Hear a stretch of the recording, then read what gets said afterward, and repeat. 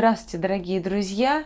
И хотелось бы продолжить тему кашля, потому что это довольно-таки распространенная болезнь у детей, да и у взрослых. В общем-то, как мы тоже спасаемся в нашей семье от кашля. Как только я понимаю, что у меня ребенок начинает кашлять на начальном этапе, я начинаю давать ей, ну, у меня две дочки, и либо той, либо другой, ну, смотря у кого, конечно, кашель. Значит, я даю рыбий жир, тульский, жидкий, столовую ложку.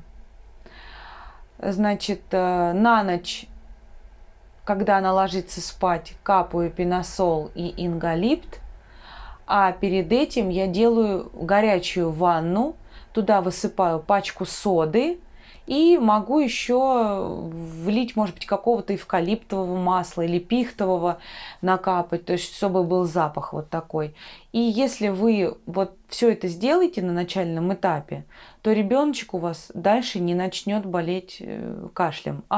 И еще очень важно дать ребенку витамины, обязательно. Витамин С, там, в зависимости от того, какого возраста у вас ребенок.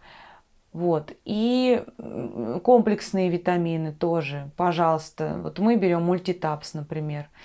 Вот это все в комплексе, если вы сделали, то у ребенка дальше болезнь просто не пойдет. Мы этим уже спасались много-много раз. Так что всем счастья, здоровья и удачи. Пока-пока.